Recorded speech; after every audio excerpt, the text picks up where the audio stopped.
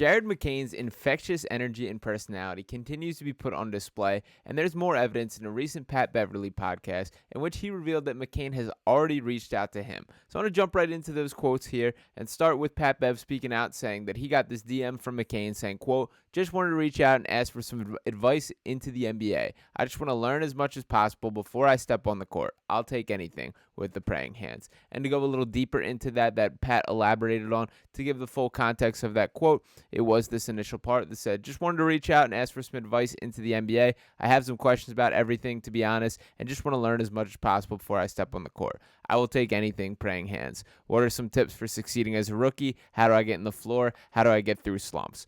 So for starters, the number one takeaway for me is I think it's so cool that he has this type of mindset already. And that's the number one thing that has jumped out to me about Jared McCain early on in the relationship with Philadelphia that he's beginning to develop. Is this guy is built for it by every definition and approaches the game in a professional standpoint in a way that is very rare for a guy that is just 20 years old. I had a chance to catch up with him at Summer League myself, talk to him, ask a couple questions, and that was my number one impression, that despite the nails painted, despite the TikToks, this dude is a normal guy who has a complete professional approach. I wanted to play one of the clips of the questions that I asked him that was very basketball related, more or less his on or off ball approach. It was interesting that I dove back into a little bit of his high school tape, and it was clear that he was a pure point guard back in high school, that he was a guy that was the table setter for his entire team, constantly getting other people involved. And then at Duke, he played more of an off-ball role, more of a shooting-oriented role. So I asked him kind of what he thought was his role at the NBA. Where do you think he's best suited? And I loved his reply right here. For you personally, you played a lot of off-ball at Duke. Do you see yourself kind of in the future projecting as more of a true point guard or a combo guard, or what do you feel? Yeah, I mean, I feel like combo. I think I can do both. All my life I've been a point guard, and in college I had to play a specific role. Right. So I feel like wherever I go, I can find my role, whether that's on ball or off ball. So it doesn't really matter for me. And I think that's another great example of just the team-first approach that he clearly possesses, that he's willing to do whatever this Sixers team asks for him, and he's showing that in Summer League as well. There's absolutely been the opportunities that he has been playing on ball and acting like a point guard. There's also been a lot of situations, frankly, more than I would prefer, that Jeff Dowtin has taken the role as that starting guard, and McCain has operated as a floor spacer. And as far as the on-court product, before I dive a little bit more into the mentality, I've still been very impressed with what I've seen from Jared McCain. I get it, the shots aren't falling yet, but the processing of the game, the decision-making is all exactly what I would hope for, that he still has this mature feel in his game. No, the athleticism isn't there. No, the shooting has not falling, but there's still a lot to like. The playmaking has been better than expected. The rebounding is extremely high level, particularly for a guy who's a little bit on the smaller size there. And he also does a really nice job of just kind of controlling. Like, he can snake a pick and roll. He keeps a guy on his hip. He does a nice job of, like, very Kyle Lowry-esque keeping a guy on the back. And he also mentioned Kyle Lowry is a guy to me who he's watched a lot of tape of and he's excited to learn from. So very cool that is the case. The question, and shout out to my guy RB Philly Take, who took the trip to Vegas with me. He asked what teammates he's most excited to play with, and right off the bat he named Tyrese Maxey, and then Kyle Lowry was immediately following that, which was really interesting to me. You can also check out that video out on this channel of a little deeper dive into our full conversation there, but I did just want to mention the on-court stuff there. Now, the mentality has always been an interesting conversation, and in general, I think this is pretty make or break for an NBA prospect. We've seen the guys that are built for it, and we've seen the guys that aren't. And to take a perfect example, take a Ben Simmons situation. That is a guy who was born with all the natural talent in the world, but did not have the hunger, did not have the desire or the willingness to work to achieve those goals that were right in front of him. Take a guy like Jared McCain. It looks the exact opposite now. And I wanted to dive into a couple particular quotes that I thought were really telling for how built for it that he is. So this is a kind of a quote from, this was an article in the Duke Chronicle back during his time in college that I thought was really cool here.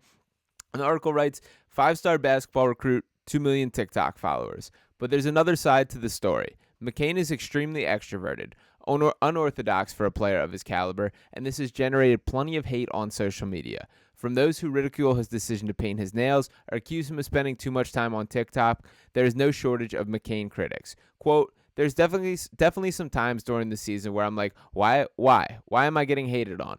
All I'm doing is dancing and smiling and just trying to spread some positivity," McCain said at the team's preseason media day. "But it's just them projecting their insecurities.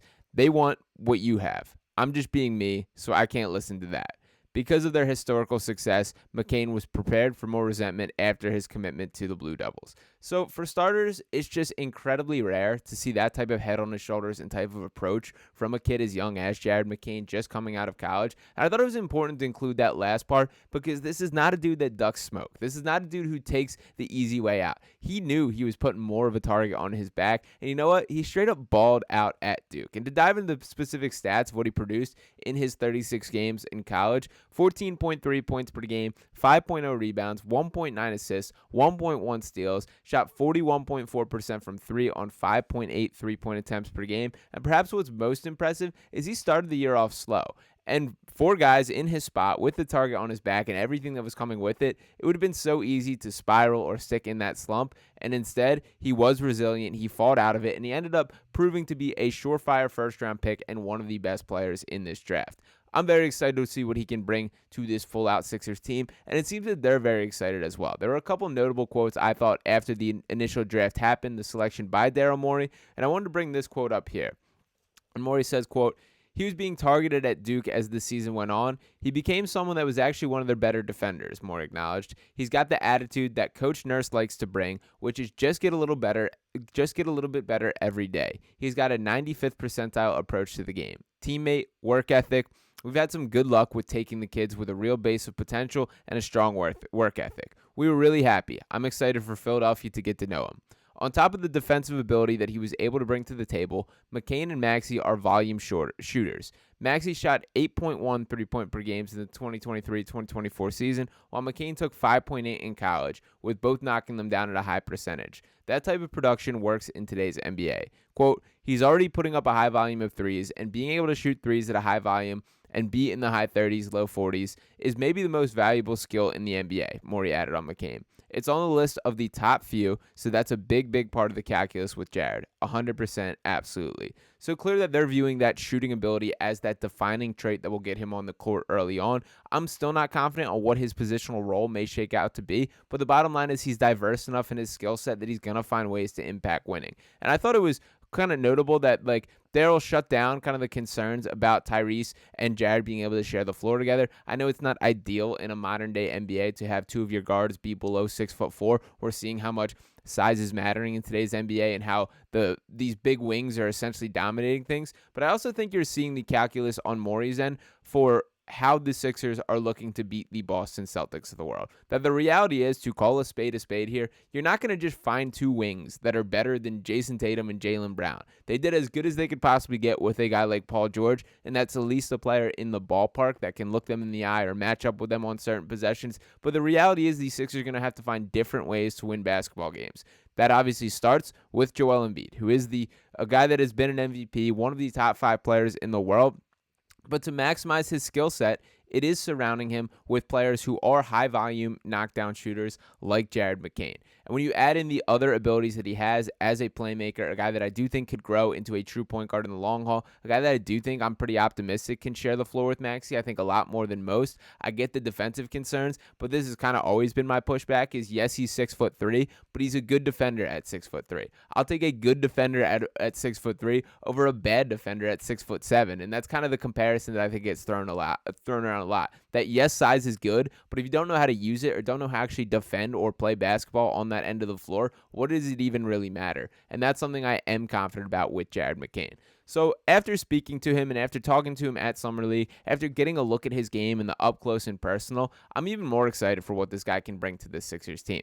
From year one, it's tough to have some super heavy expectations on him. I think he's going to be a guy that's fighting for minutes in the rotation throughout, and we've seen with Nick Nurse that he's not, overly willing to give young guys the extra opportunity. So we will see how things shake out for that. But I think McCain's a guy that will be pushing for minutes in the short term, and in the long haul could very much grow to be the backcourt partner for Tyrese Maxey, or at least a guy that is a high-level rotation player, a potential 6-man type guy. That is still a massive hit for a 16th overall draft pick, and I'm very optimistic that it's going to pave its way to be that way. So I'm excited for Philadelphia to see even more of Jared McCain's personality. I think he is going to be a guy that captures captures the heart of the city way more than people are anticipating. He's a grinder. He's got a little bit of that grittiness to him on the court. He's a guy that competes incredibly hard. I'm very excited for him to be put on full display, and I do think there will be a handful of games this year in which Jared McCain swings a game in a way that this Sixers team needs. So we'll see how it all plays out, but I'm very excited about what this kid can bring to the table. I hope you guys are as well, and I do want to hear from you guys in the comments. So make sure you're dropping those below, dropping a like on this video here, and subscribing to the channel if you have not just yet.